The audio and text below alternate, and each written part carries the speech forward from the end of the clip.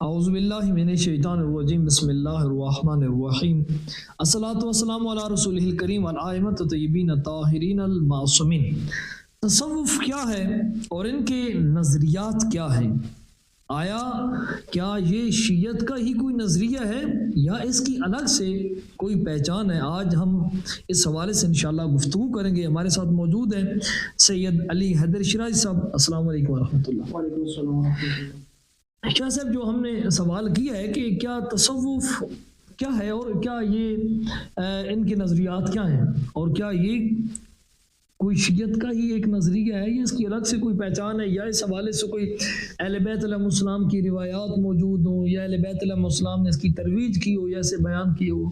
جزاک اللہ شاہ صاحب، آپ کا شکر گزار ہوں کہ آپ نے اس عنوان پر لب کشائی فرمائی اور ہمیں گفتگو کا موقع فراہم کیا۔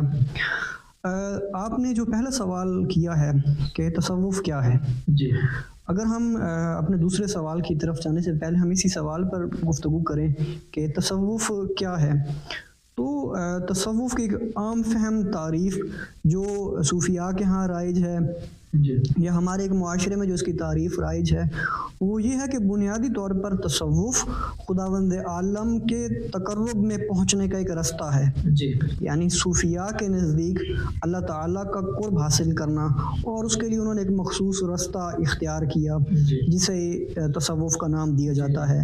یعنی آپ روحانی عبادات یا مثلاً اس میں کچھ ایسے دیگر نظریات ہیں، رہبانیت ہے، دنیا سے قطع تعلقی، اور یعنی شہروں سے دور جا کر ایسے مقامات پر بسیرا کرنا جہاں پر لوگوں کی آمد و رفت کم ہو، وہاں مقیم رہ کر آپ خداوند عالم کا قرب تلاش کرتے ہیں عبادات کے ذریعے۔ تو یہ تصوف کی ایک سادہ فہم تعریف ہے، اور اس میں مزید بھی یعنی ہم بہت کچھ چیز بیان کر سکتے ہیں، لیکن یہ ایک بنیادی تعریف تصوف کی ہے، یعنی خداوند عالم کا قرب اختیار کرنا، اور اس قرب کو حاصل کرنے کے لیے کچھ ایک رستہ انہوں نے مخصوص اختیار کیا ہے جسے وہ تصوف کا نام دیتے ہیں، سالک الی اللہ، خداوند عالم کا تقرب حاصل کرنا۔ تو یہ جو رستہ ہے اس کو یعنی نظریہ تصوف کے عنوان سے یاد کیا جاتا ہے۔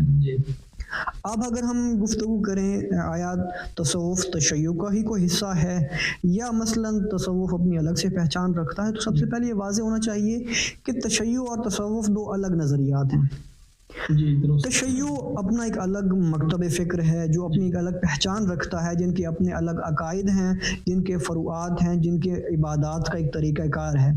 اگر ہم تصوف کو دیکھیں تو تصوف اس نظریے سے مختلف نظر آتا ہے، یعنی بہت سارے نظریات ایسے ہیں جن میں تشیع اور تصوف دونوں میں اختلاف پایا جاتا ہے۔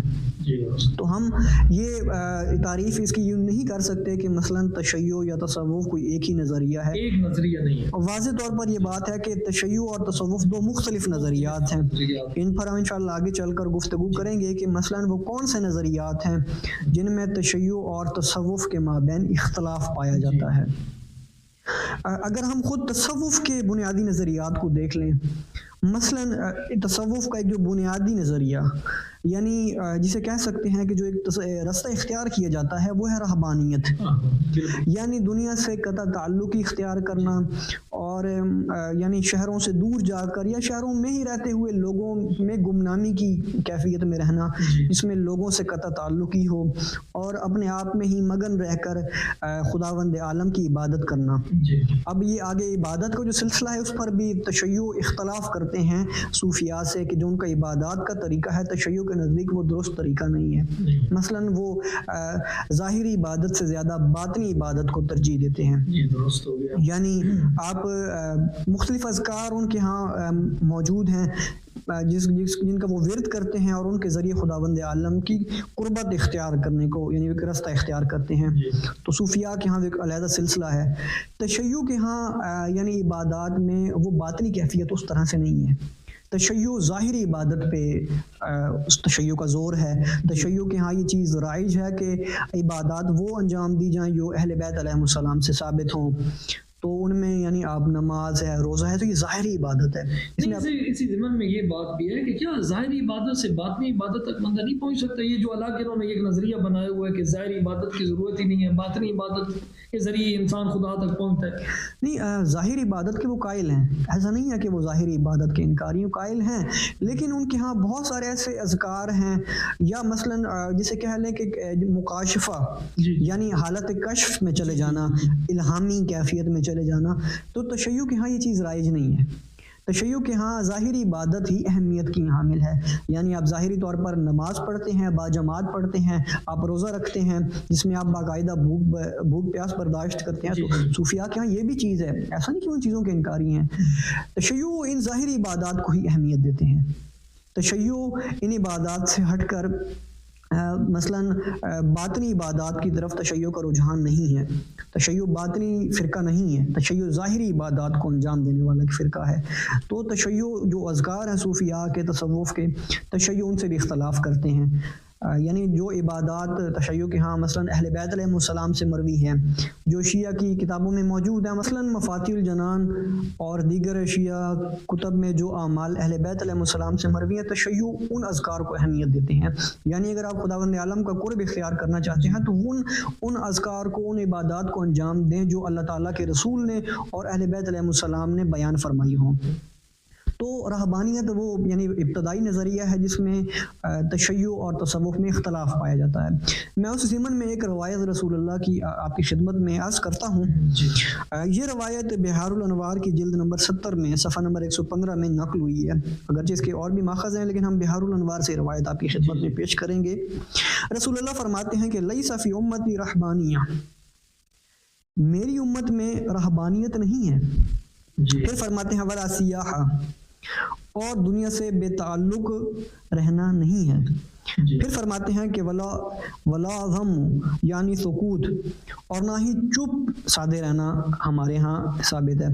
یعنی رسول اللہ کیا فرما رہے ہیں کہ میری امت میں رہبانیت نہیں ہے کہ آپ دنیا سے قطع تعلق ہی کر لیں، آپ خاموشی اختیار کریں اور اس کے ذریعے خداوند عالم کا قرب تلاش کریں. اور یہی تشیع کا نظریہ ہے.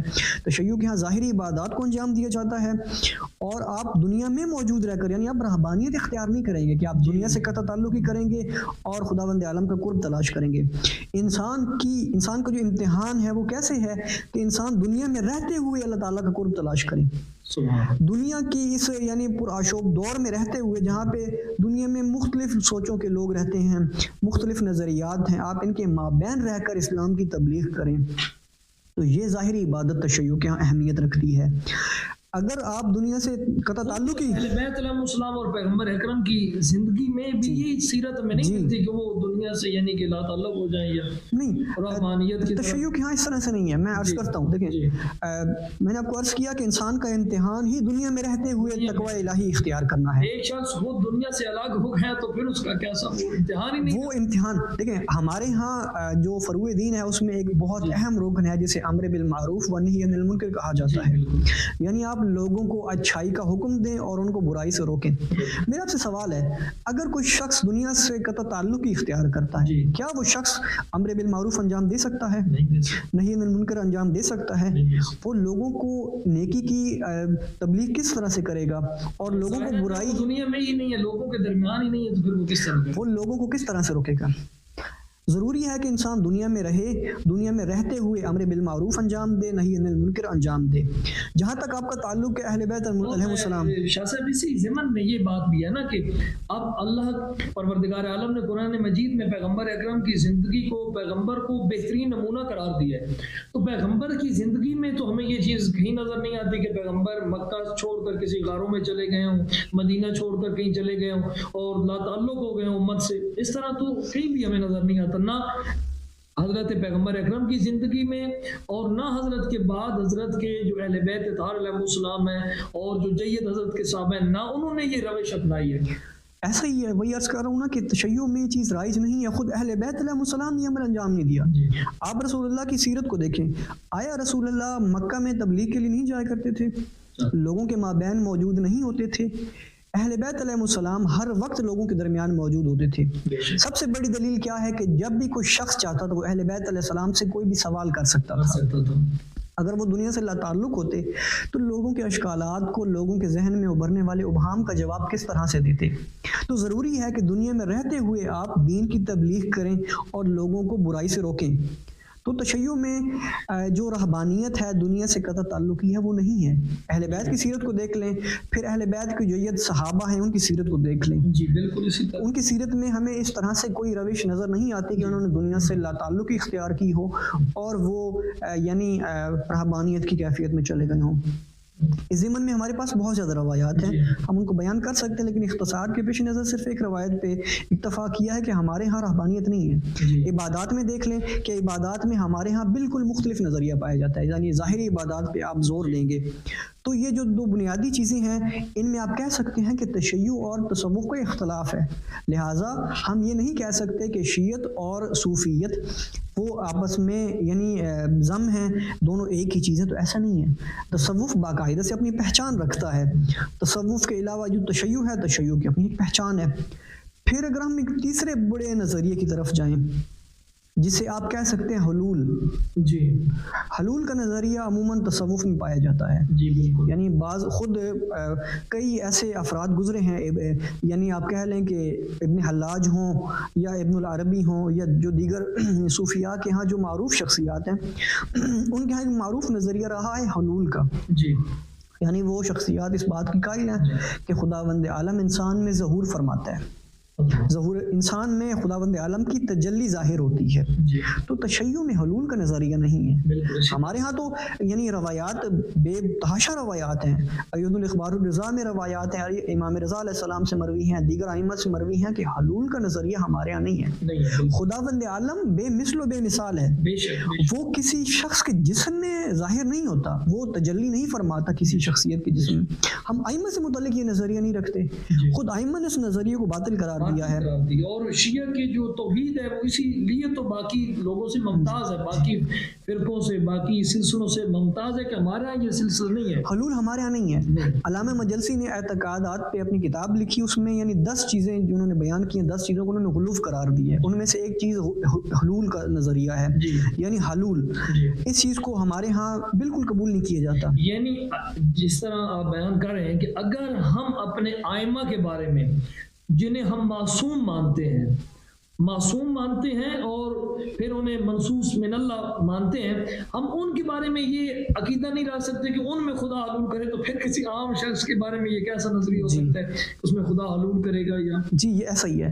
تو یہ جو 2-3 بنیادی نظریات ہیں جو تشیع میں جن کی سختی سے ممانعت ہے، لیکن تصوف میں یہ موجود ہے، تصوف میں موجود ہے، تو آپ یہ نہیں کہہ سکتے کہ تشیع اور تصوف ایک ہی یعنی نظریے کا نام ہے، باقاعدہ دونوں گروہ اپنی الگ پہچان رکھتے ہیں۔ جی یہاں تک تو یہ بات کلیئر ہوگی کہ تصوف کا سلسلہ اور شیعت یہ دو الگ سمتوں میں ہیں، لیکن ہمیں جو ایک چیز نظر آتی ہے وہ دونوں میں مشترک ہے کہ شیعت میں بھی اہل بیت علیہ السلام کی محبت کا بہت زیادہ پرچار کیا جاتا ہے، اور سلسلہ صوفیت اور تصوف میں بھی وہ بالخصوص بر صغیر میں کہ اہل بیت علیہ السلام کی ولایت اور اہل بیت علیہ السلام کی محبت کو انہوں نے بہت زیادہ پرچار کیا، اور پھر خود ان کا جو سلسلہ ہے وہ بھی اس کو بھی وہ اسی کے ساتھ جوڑتے ہیں، اہل بیت علیہ السلام کے ساتھ۔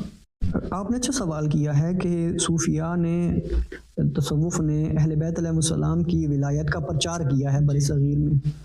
دیکھیں جب ہم تصوف اور تشیع کا تقابل کرواتے ہیں تو اس کا یہ مطلب نہیں ہے کہ دونوں کے درمیان تمام نظریات ایک دوسرے سے مختلف ہیں۔ بعض چیزیں مختلف، جس طرح سے مسالے کے ان میں مشترک ہیں، مثلا عقید توحید ہے، عقید نبوت ہے، یا اہل بیت علیہ السلام کی محبت مشترک ہے، تو اسی طرح سے صوفیاء ہوں یا خود تشیع ہوں، دونوں کے ہاں ولایت اہل بیت علیہ السلام مشترک ہے۔ جی لیکن اگر ہم اس چیز کو ہی دیکھیں، آیا صوفیاء نے وہی ولایت پہنچائی ہے جس کو پہنچانے کا حکم دیا تھا اہل بیت علیہ السلام نے؟ تو ہم یہاں پہ اختلاف کرتے ہیں۔ ہم کہتے ہیں کہ تصوف اہل بیت سے محبت کرتے ہیں، صوفیاء بے شک کرتے ہیں، اہل بیت علیہ السلام سے ان کے باقاعدہ اشعار ملتے ہیں اہل بیت کی محبت میں، اور اپنے یعنی ان کی جو ایک بیعت کا سلسلہ ہے، اپنے جو مریدان ہیں یا مثلاً خود جو مختلف شخصیات گزری ہیں اہل بیت سے ان کی محبت عام ہے۔ لیکن ہم اس راستے پہ اختلاف کرتے ہیں جو خداوند عالم کے قرب تک پہنچنے کا جو راستہ ہے، ہم وہاں پہ تشیع یہ دعویٰ کرتے ہیں کہ جو وہ راستہ ہے وہ ہمارے نزدیک درست نہیں ہے۔ جی خداوند عالم کا قرب پانے کی حقیقی راہ وہی ہے تشیع کے نزدیک جو اہل بیت سے ثابت ہے۔ بے شک عبادات انجام دینا، صحیح اذکار انجام دینا، رہبانیت کو ترک کر کے دنیا میں رہتے ہوئے اہل بیت علیہ السلام کی محبت کا پرچار کرنا، دین الہی کا پرچار کرنا۔ تو تشیع اس معاملے میں تصوف سے مختلف ہے۔ تشیع کا موقف ہے کہ آپ دنیا میں رہیں، اللہ تعالیٰ کی حقیقی جو توحید ہے اس کو پہنچائیں دنیا میں، اہل بیت علیہ السلام کی حقیقی محبت کو پہنچائیں، ان کی اطاعت کو پہنچائیں۔ تو ہم یہاں پہ تصوف سے اختلاف کرتے ہیں۔ خود اہل بیت علیہ السلام کی طرف اگر ہم جائیں، آیا اہل بیت علیہ السلام نے سلسلے کو پسند کیا ہے؟ محبت کرتے ہیں، لیکن ہم جو ہمارے اختلاف ہے وہ عقائد پہ ہے اور ان کے اس رستے پہ ہے جس کے ذریعے وہ خداوند عالم کا قرب تلاش کرنے کی کوشش کرتے ہیں۔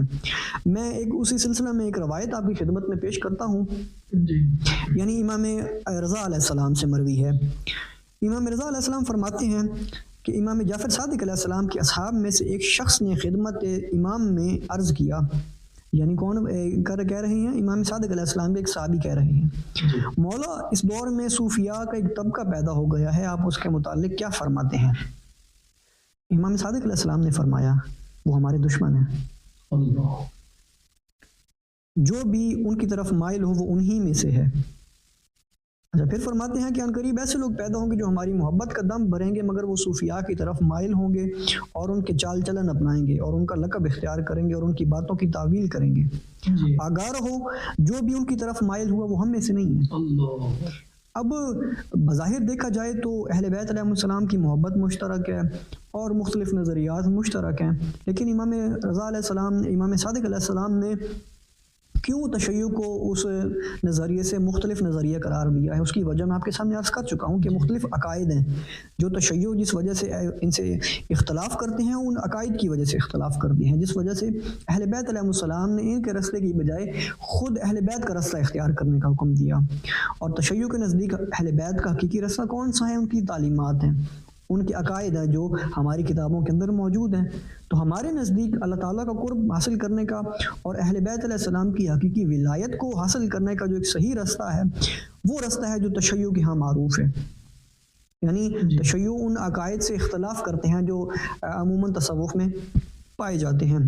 تو ہم بنیادی طور پر اس نتیجے پر پہنچتے ہیں کہ تصوف اور تشیع دو مختلف نظریات ہیں، دونوں کا قرب الہی کا نظریہ مختلف ہے، دونوں کے عقائد میں اختلاف پایا جاتا ہے۔ اس بنیاد پہ ہم یہ نہیں کہہ سکتے کہ تشیع اور تصوف ایک ہی ہیں، بلکہ دونوں کے درمیان عقائد میں بھی اختلافات ہے، عبادت کے طریقے میں بھی اختلاف ہے، مختلف اذکار میں بھی اختلاف ہے۔ یہاں تک تو بات بڑی واضح ہو گئی، لیکن ایک چیز جو ہمیں تصوف میں بڑی مثبت نظر آتی ہے اور دوسری طرف اہل بیت علیہ السلام کی سیرت میں بھی ملتی ہے کہ جس طرح تصوف میں دنیا سے دوری، دنیا کی نمود و نمائش سے دوری اور فقر ان میں پایا جاتا ہے، وہی چیز ہمیں اہل بیت علیہ السلام کی زندگی میں، سیرت میں بھی نظر آتی ہے۔ آپ نے اچھا سوال کیا ہے۔ دیکھیں، اہل بیت علیہ السلام نے بھی سادگی کا درس دیا ہے اور دنیا میں ظاہری نمود و نمائش سے یعنی پرہیز کا حکم دیا ہے، لیکن ہم خود اس چیز کو اگر دیکھیں تو وہ کون سا پرہیز ہے جس سے اہل بیت علیہ السلام نے منع فرمایا ہے؟ آیا اہل بیت علیہ السلام نے اس چیز سے منع فرمایا ہے کہ آپ ظاہری اچھا لباس نہ پہنیں، آپ اچھے کھانے نہ کھائیں؟ کیا اہل بیت علیہ السلام نے اس چیز سے منع فرمایا ہے؟ تو ایسا نہیں ہے۔ اہل بیت علیہ السلام کی خود اگر ہم زندگی کو دیکھیں، اہل بیت علیہ السلام نے خود دسترخوان کا بھی اہتمام فرمایا ہے۔ ہمیں اہل بیت کی سیرت میں ملتا ہے کہ وہ دسترخوان کا اہتمام فرمایا کرتے تھے، اور امام رضا علیہ السلام کا تو بڑا مشہور واقعہ ہے، جب انہوں نے نماز عید پڑھانے کے لیے ان کو دعوت دی گئی تو جب وہ تشریف لائے تو ان کا بہت خوبصورت لباس انہوں نے پہنا ہوا تھا۔ تو سادگی اختیار کرنے کا یہ معنی نہیں ہے کہ آپ کے پاس اگر اچھی خوراک ہے تو آپ اچھی خوراک کو ترک کر دیں، یہ سادگی نہیں ہے۔ سادگی یہ ہے کہ آپ کے پاس جو کچھ ہے آپ اسے قناعت کریں، اس پہ آپ وافر، یعنی کسی چیز میں آپ افراط و تفریط کا شکار نہ ہوں۔ اگر آپ کے پاس اچھا کھانا ہے تو آپ اچھا کھانا کھائیں، قرآن مجید میں اللہ تعالیٰ نے کیا فرمایا کہ خداوند عالم حسن و جمال کو پسند کرتا ہے. یعنی آیت کا میں آپ کو مفہوم عرض کر رہا ہوں کہ خداوند عالم انسان کی زینت کو پسند کرتا ہے. خداوند عالم کبھی نہیں چاہتا کہ میرا ایک بندہ جس کو میں نے نعمتیں عطا کی ہیں وہ ان تمام نعمتوں سے منہ موڑ لے. یہ سادگی نہیں ہے. سادگی یہ ہے کہ جو کچھ آپ کے پاس ہے آپ اس پر قناعت کریں. اگر آپ کو خداوند عالم نے اچھا دیا ہے تو آپ لوگوں میں تقسیم کریں. اپنی ذات تک اس کو محدود نہ رکھیں. جو خود کھائیں لوگوں کو اپنے ساتھ اس میں شریک کریں. جو کچھ آپ کے پاس آ جائے آپ خداوند عالم کا شکر ادا کریں. ایسا نہیں ہے کہ خداوند عالم آپ کو نعمتیں عطا کرے اور آپ ان نعمتوں سے منہ موڑ لیں. اللہ تعالیٰ اگر آپ کو دولت دیتا ہے تو سادگی یہ نہیں کہ آپ اس دولت کو ترک کر دیں. آپ اس دولت کو انسانیت کی بھلائی کے کاموں میں استعمال کریں. آپ کو خداوند عالم نے اچھا لباس دیا ہے تو اسے پہنیں. اہل بیت علیہ السلام کی سیرت ہے کہ آپ اچھا لباس پہنیں. سادہ لباس پہننے کا یہ مطلب ہے کہ آپ وہ لباس نہ پہنیں جو عمراء کا لباس ہے, جو بادشاہوں کا لباس ہے, جو اپنے لباس پر وہ زینت کیا کرتے تھے. ریشمی لباس استعمال کرنا, سونے کا استعمال کرنا, تو اہل بیت نے اس سے منع فرمایا ہے. اہل بیت نے یہ نہیں فرمایا کہ آپ کے پاس اگر اچھا لباس ہے تو آپ اس کو چھوڑ کے ایک ایسا لباس پہن لیں جو ٹاٹ کا لباس ہو, جو بوریے کا لباس ہو. ایسا بھی نہیں ہے. یعنی اس حد تک جانے سے اہل بیت نے منع فرمایا ہے جس سے آپ کے اندر تکبر آ جائے. جو بادشاہوں میں عموماً پایا جاتا ہے ان کے لباس کی وجہ سے یا ان پہ جو ظاہری نمود و نمائش ہوتی ہے ان کے لباس پہ, اس سے اہل بیت نے منع فرمایا ہے. اہل بیت کبھی بھی آپ کو یہ نہیں منع فرماتے کہ آپ کے پاس اگر اچھا کھانا ہے تو آپ وہ کھانا نہ کھائیں, آپ کے پاس اچھا لباس ہے تو آپ وہ اچھا لباس استعمال نہ کریں. تو اہل بیت علیہ السلام نے اسی سے منع نہیں فرمایا. بہت حد تک ہماری بات واضح ہو گئی اور ہم شکریہ کرتے ہیں محترم سید علی حیدر اشراف صاحب کا, اور اس بات کی طرف بڑھتے ہوئے یہ پروگرام کا اختتام کرتے ہیں کہ یہ دو نظریے مشترک نہیں ہیں, یہ علیحدہ نظریے ہیں. شیعت اگر اس میں بہت ساری چیزیں آپ کو مشترک نظر آتی ہیں تو بہت سارے بنیادی اختلاف بھی نظر آتے ہیں, اور اہل بیت اطہار علیہ السلام نے تصوف کی ممانعت کی ہے اور اس رستے کو اختیار کرنے سے منع کیا ہے. بہرحال پروردگار عالم ہمیں حقیقی معنی میں اہل بیت علیہ السلام کا پیروکار بننے کی توفیق نصیب فرمائے. السلام علیکم ورحمۃ اللہ وبرکاتہ.